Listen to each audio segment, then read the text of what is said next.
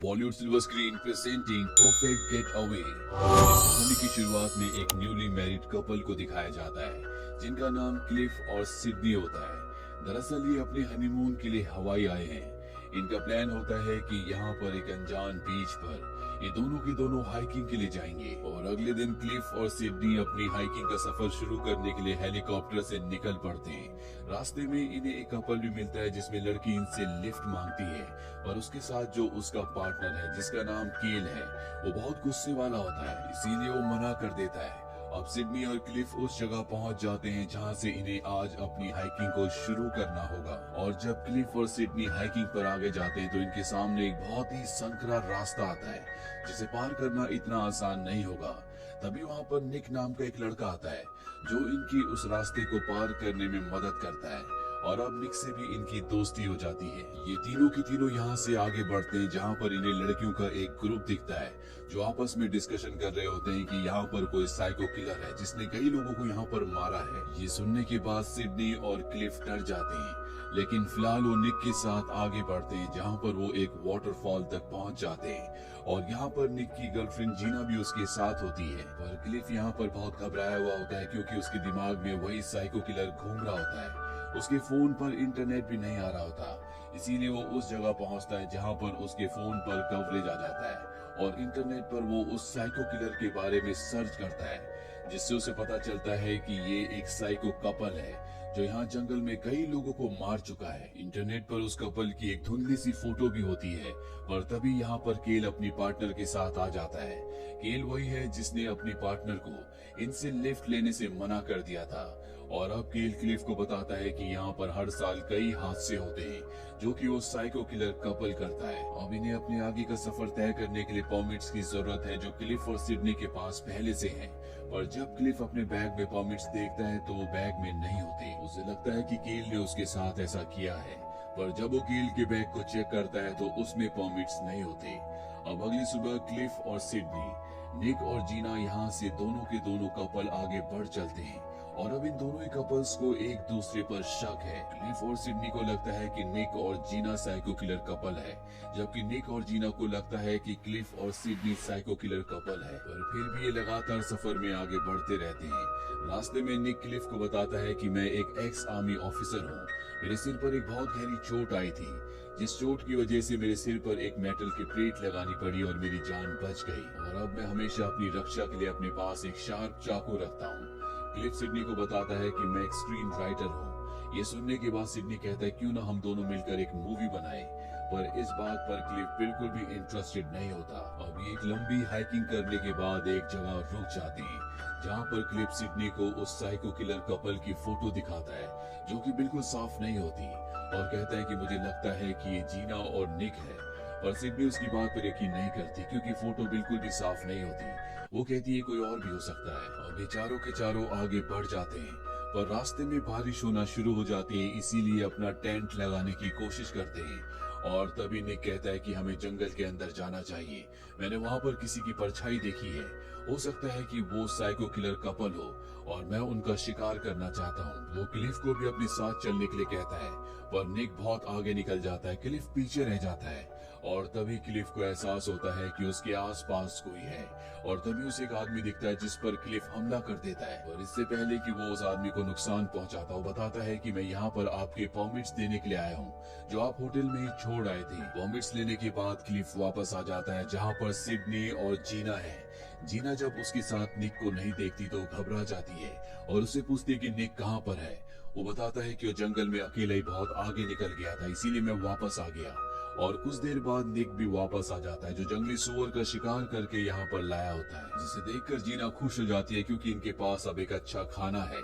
Sydney उसे काटना शुरू कर देती है और बताती है कि मैंने 1 महीना बुचर खाने में काम किया है और अब क्लिफ और सिडनी का शक इन दोनों पर और भी बढ़ जाता है। इन दोनों को अब पूरा यकीन हो जाता है कि यही साइको किलर कपल है क्योंकि इनके पास एक कुल्हाड़ी और बहुत सारे अलग अलग हथियार भी होते हैं। इसीलिए रात को ये दोनों डिसाइड करते हैं कि कल सुबह जब ये बीच पर पहुंच जाएंगे तो किसी भी बहाने से वहां से निकल जाएंगे और अगली सुबह ये एक बार फिर से अपना सफर तय करते हैं और तभी इन्हें पुलिस का हेलीकॉप्टर दिखता है जो सबको जंगल से बाहर निकलने को कहता है। ये सब के सब पुलिस ऑफिसर के पास पहुंच जाते हैं जो इन्हें बताता है कि साइको किलर कपल पकड़ा गया। दरअसल वो केल और उसकी वाइफ है, क्योंकि पुलिस ने जब उनकी तलाशी ली थी तो उनके पास इंसानों के दांत मिले और बहुत सारी ऐसी चीजें मिली जो उन लोगों की थी जिनके यहाँ पहले मर्डर हो चुके हैं। अब क्योंकि साइको किलर कपल पकड़ा जा चुका है तो इन चारों के दिमाग में जो एक दूसरे के लिए शक था वो पूरी तरह से खत्म हो चुका है और बहुत जल्द ये बीच तक पहुंच जाते हैं। बीच पर पहुंचने के बाद क्लिफ निक से कहता है कि हमें समुद्री गुफाओं की तरफ चलना चाहिए, वो बहुत ही खूबसूरत है। निक भी उसकी बात मान जाता है और ये दोनों के दोनों अपनी अपनी बोट से समुद्री गुफाओं की तरफ निकल पड़ते हैं। वहीं जीना इन्हें शूट करने के लिए क्लिफ का कैमरा उठाती है और जब वो कैमरा खोलती है तो उसमें सिडनी की और क्लिफ की वेडिंग फोटोज होती है। पर जब वो उन फोटोज को ध्यान से देखती है तो उसे पता चलता है कि ये सिडनी और क्लिफ नहीं बल्कि कोई और कपल है, जिससे वो समझ जाती है कि यही वो साइको कपल है जो लोगों को मारता है। वो निक को जोर जोर से आवाजें देती है, लेकिन अब निक और क्लिफ बहुत दूर पहुंच गए होते हैं, इसीलिए वो उसकी आवाज को नहीं सुनते। यहाँ से वो निक को कॉल भी करती है लेकिन सिग्नल नहीं होती और अब जीना कैमरे को वहीं पर फेंक कर कुल्हाड़ी उठाती है और उस चट्टान की तरफ भागना शुरू कर देती है, जिस चट्टान से वो नीचे निक को आवाज लगा सकती है। यहाँ पर सिडनी आती है और कैमरा उठाती है और जब स्क्रीन पर वो दूसरे कपल की फोटो देखती है जिसे उसने और क्लिफ ने मारा था, जिनका ये कैमरा है, तो समझ जाती है कि जीना को सब कुछ सच पता चल चुका है, इसीलिए वो भी उसका पीछा करना शुरू कर देती है। वहीं निक और क्लिफ को दिखाया जाता है जो उन केव्स तक पहुंच चुके होते हैं, जो कि बहुत ही खूबसूरत होती है। निक यहाँ पर रिलैक्स कर रहा होता है, पूरी तरह से सन्नाटा होता है और अब उसे शक होना शुरू हो जाता है। वो समझ जाता है कि कुछ न कुछ गड़बड़ है और यहाँ से हमें क्लिफ की और सिडनी की जिंदगी के फ्लैशबैक दिखाए जाते हैं, जहाँ पर हमें पता चलता है कि ये दोनों ही साइको किलर्स हैं। जिन भी न्यूली मैरिड कपल्स के बारे में इन्हें अपनी फैमिली और फ्रेंड्स से पता चलता है, ये उन्हें अपना शिकार बनाते हैं। इसके बाद उनके दांत और उंगलियां काट देते ताकि उनकी आइडेंटिटी कोई भी पहचान ना पाए और उनकी आइडेंटिटी को ये लोग अडॉप्ट कर लेते हैं, यानी कि उनके नाम और आईडी से ये अपना सफर तय करते हैं। और यहाँ पर केल को फंसाने वाला भी क्लिफ ही था। क्लिफ ने उसके बैग में दांतों को डाला था और साथ ही जो आदमी उन्हें परमिट्स देने के लिए आया था, उस आदमी से क्लिफ ने कह दिया था कि केल पर मुझे शक है, वो और उसकी पत्नी साइको किलर है, तुम ये बात जाकर पुलिस को बता देना। इसीलिए पुलिस सीधा केल के पास आई और जब उसकी तलाशी ली तो उसके सामान में उन्हें उन विक्टिम्स के दांत मिल गए जिनका पहले कत्ल हो चुका था। और अब प्रेजेंट टाइम में क्लिफ अपनी गन निकालता और निक के सर पर शूट कर देता है, जिससे वो पानी में गिर जाता है और ऊपर से जीना ही देख लेती है और जोर से चिल्लाती है। क्लिफ उसे देख लेता है, वो उस पर भी गोली चलाता है पर उसका निशाना चूक जाता है और अब ऊपर सिडनी भी आ चुकी है जो जीना के ऊपर हमला कर देती है। इन दोनों के बीच में फाइट होती है। जीना जख्मी हो जाती है लेकिन वो किसी तरह से सिडनी को ऊपर से नीचे पानी में फेंक देती है और अब जीना का मोबाइल रिंग होता है। ये कॉल एक टेलीफोन कंपनी से होता है। जीना उन्हें अपनी लोकेशन बताती है और कहती है कि मेरी जान खतरे में है, तुम जल्द से जल्द पुलिस को यहाँ पर भेज दो। और अब तक क्लिफ भी पहाड़ की चट्टान से ऊपर आ चुका होता है। वो जीना का पैर पकड़ लेता है लेकिन जीना किसी तरह से यहाँ से भागने में कामयाब हो जाती है। क्लिफ भी अब पहाड़ की चट्टान के ऊपर आ जाता है। वो देखता है कि नीचे सिडनी है। वो सिडनी से कहता है जब पुलिस यहाँ पर आए तो तुम उन्हें गुमराह कर देना और वो जीना का पीछा करना शुरू कर देता है। वही निक को दिखाया जाता है जो अब भी जिंदा होता है। हालांकि गोली उसके सर पर लगी थी लेकिन गोली सर के उसके उस हिस्से पर लगी थी जहाँ पर मेटल की प्लेट है, इसीलिए वो बच गया होता है। और अब वो कुल्हाड़ी उठाकर उस तरफ निकल पड़ता है जिस तरफ जीना और क्लिफ गए होते हैं। जीना जंगल में भाग रही होती है और उसका पीछा क्लिफ कर रहा होता है। जीना भागते भागते वहाँ पर एक ग्रुप से मिलती है जो जीना को देखकर रोक लेते हैं क्योंकि वो बहुत परेशान होती है। हालांकि जीना यहाँ से भागना चाहती है और वो उससे पूछना चाहते हैं कि तुम्हें क्या प्रॉब्लम है और तभी यहाँ पर क्लिफ भी पहुंच जाता है जो इस ग्रुप से कहता है कि जीना मेरी वाइफ है, इसकी दिमागी हालत ठीक नहीं है इसीलिए मुझसे भाग रही है।